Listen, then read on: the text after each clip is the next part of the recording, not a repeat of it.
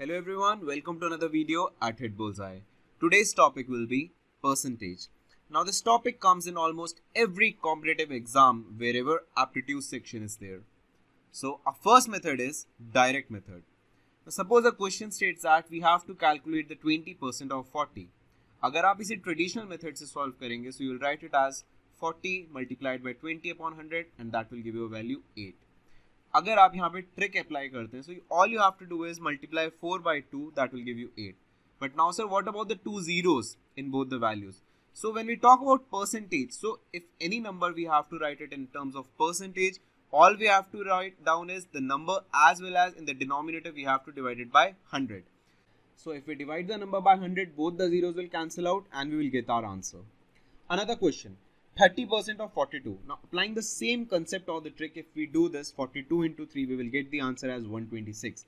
But as a general logic, 126 cannot be the answer for this question because 42 is a lesser number than 126. So our answer should always be less than the number if it says that 30% of 42. So जो हमारा answer होगा वो 42 से कम ही होना चाहिए. So if we do this, we will get 126. But यहाँ पे आपको ये ध्यान रखना होगा कि जब हम बात कर रहे थे डिनोमिनेटर वाले 100 की परसेंटेज में, तो वहां से सिर्फ आपका एक जीरो कैंसिल आउट होगा. For another zero you have to put a decimal in front of the last number. Now we have to keep this in mind. ये आपका मेथड तब एप्लीकेबल होगा when you have the percentage numbers as a multiple of 10. For example 10, 20, 30, 40, all the numbers which are a multiple of 10, then this method can be used. For the numbers जहां पे आपका complicated ratio होता है या complicated number होता है, वहां पे हम नेक्स्ट मेथड से सॉल्व करेंगे and that is split up method. Let's see this question. So 35% of 70. Now sir आपने कहा था कि हम जस्ट मल्टीप्लाई करें and we will get the answer. So अगर आप 35 को 7 से मल्टीप्लाई करोगे, though it might be easy calculation, मगर स्टिल कुछ स्टूडेंट्स शायद इसमें गलती कर सकते हैं. So now we will split up the 35. This will give us 30 plus 5 and you will get the answer. Because जब आप 30 और 70 को देखोगे तो similarly as the first question हमने देखा तो आपको आंसर मिलेगा 21. जब हम 5 और 70 की बात करते हैं तो सिमिलरली जैसे आपने सेकंड क्वेश्चन देखा, आपको एक डेसिमल प्लेस लगानी पड़ेगी वहां पे and you will get the answer easily as 24.5. एक और क्वेश्चन देखते हैं. यहाँ पे it's given that 41% of 80. Again मैं चाहता हूँ ये सब कैलकुलेशन आप अपने खुद के मन में करो because it's game of mental calculations. आपको हर चीज लिखने की जरूरत नहीं है. So here you will make a value of 40 plus 1 multiplied by 80 and you will get the answer as 32 plus 0.8, that will give you 32.8. now you have to be very careful about the decimals. जब आप decimal लगा रहे हो तो आपको ध्यान रखना होगा कि आपके कितने जीरोस आपके न्यूमरेटर में कट रहे हैं, कितने जीरोस कैंसिल आउट हो रहे हैं. बेस्ड ऑन दैट आप यहाँ पे डेसिमल यूज करेंगे. Coming to the next question. It's given that 13.5% of 1320 minus 12.6% of 1400. Now in this question अगर हम अपना स्प्लिट अप मेथड यूज करेंगे तो यूल से सर 10 प्लस 3 कर लेते हैं, बट यहाँ पे 0.5 और है. सो अब आपको उसको 3 पार्ट्स में स्प्लिट करना होगा and that will give you 10 plus 3 plus 0.5. Applying the same rules, the same concept and you can easily get to the answer as 178.2. Similarly for the 12.6 also you have to write it in 3 parts. That will give you 10 plus 2 plus 0.6. आप multiply करेंगे, solve करेंगे and you will get to the answer as 176.4. Confuse करने के लिए आपको options में ये दोनों आंसर मिलेंगे. 178.2 भी हो सकता है, आइदर 176.4 भी दिया जा सकता है. बिकॉज स्टूडेंट्स जो न्यूमेरिकल ऑपरेटर है इन दोनों के बीच में, दैट इज सब्ट्रैक्शन या एडिशन, ये जो भी आपको एग्जाम में दिया हो वो हम कभी कभी नहीं देख पाते हैं. So keep that in mind. आपको जो भी बीच में ऑपरेटर दिया हो, use that and you will get to the answer as 1.8. Now the next question, it states that 170 of under root x% is equal to 51 by 3. Find the value of x. Options are 10, 100, 15 and 150. कुछ students यहाँ पे under root x को देख के ही question को छोड़ने की कोशिश करेंगे, बट मैं बताऊंगा कि ये क्वेश्चन और ज्यादा आपको आसान बन जाएगा अगर आप इसको थोड़ा सा मैनिपुलेट कर लेते हो. आपको क्या करना है, आपको अंडर रूट हटा देना है and take it as a normal x. So you will write it as 170 into x upon 100, that will give you 17. 51 by 3 is 17 only. यहां से आप सिंपल कैलकुलेशंस करो, LHS RHS में ले जाकर x की value you can calculate very easily and this will give you 10. Now few students will straight away mark the answer as 10 because उन्हें लगेगा उनका आंसर आ गया. x की वैल्यू पूछी थी सर आपने और x की वैल्यू आ चुकी है. But remember in the beginning you have manipulated the value of x. आपने वहां पे चेंज किया है for your own convenience for calculations. So here since it was given that x is an under root, taking the part on RHS, we have हम under root को जब हम right hand side पे ले जाएंगे so that will be a square, so 10 का square होता है 100, so because of this your answer would be 100। Exam में वाइल सॉल्विंग द क्वेश्चंस अगर आपने कोई वैल्यू चेंज करी है, आपने कुछ एज्यूम किया है, तो उसके पीछे हमें बहुत ध्यान रखना पड़ता है कि एट द एंड हमारे आंसर उस एजम्पशन के बेस पे ही आना चाहिए। Fine, now the next question, 20% increase in numerator and 10% decrease in denominator of a fraction gives 44/60. What is the original fraction?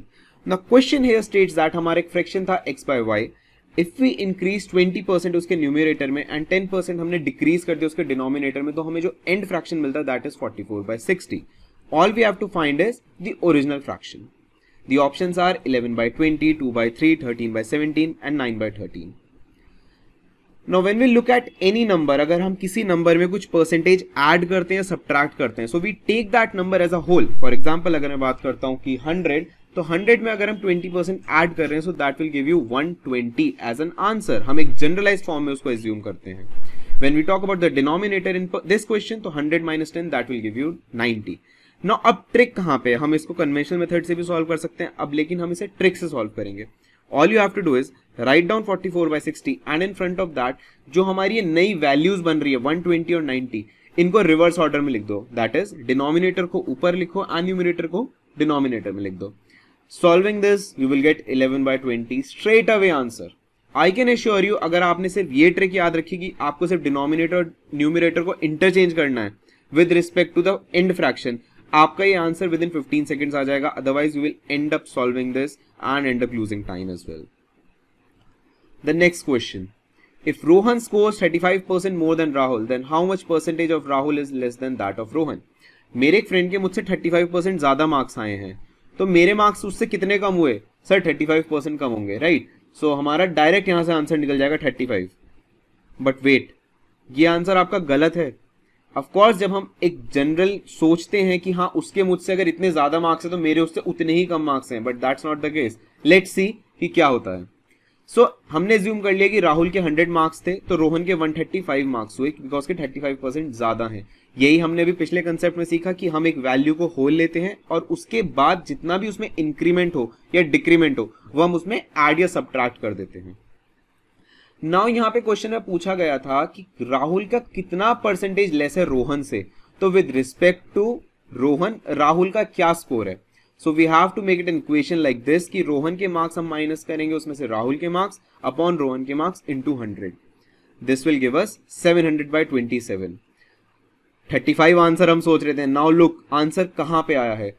When you see the options B C D, कुछ papers में ऐसा हो सकता है कि आपको डायरेक्ट डिनोमिनेटर में 27 दिख जाए, so you can straight away mark the answer. But in this question आप यहाँ पे देख रहे हैं कि 27 बाकी तीनों ऑप्शन के डिनोमिनेटर में है, so you have nothing of left but you have to solve it. So जब आप इसे सॉल्व करेंगे so will come to the answer as 25 × 25/27, that would be your option C. ये हमें बहुत ज्यादा ध्यान रखना है कि अगर डिनोमिनेटर में 27 है और सिर्फ अगर एक ऑप्शन में है, so you don't need to solve it further, आप डायरेक्ट उसे मार्क कर सकते हैं। बट अगर आपको इस तरह से क्वेश्चन मिलता है कि तीनों में ही 27 है, देन आपको सॉल्व करना ही पड़ेगा। You don't have any option for that. Now the value of a property was increase to 15% and then 20%। एक प्रॉपर्टी की वैल्यू थी जिसको हमने इंक्रीज किया पहले 15% से और फिर हमने 20% और ऐड किया। अगर हमारी लास्ट वैल्यू 20% ऐड करने के बाद 30 लाख थी, तो हमारा इनिशियल प्राइस क्या था उस प्रॉपर्टी का? Options are 22.5 lakh, 25 lakh, 23.2 lakh and 21.7 lakh.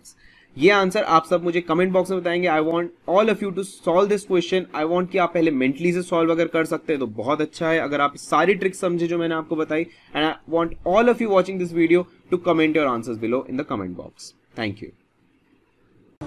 If you like this video by Hit Bullseye, do like and comment and do subscribe our Hit Bullseye channel.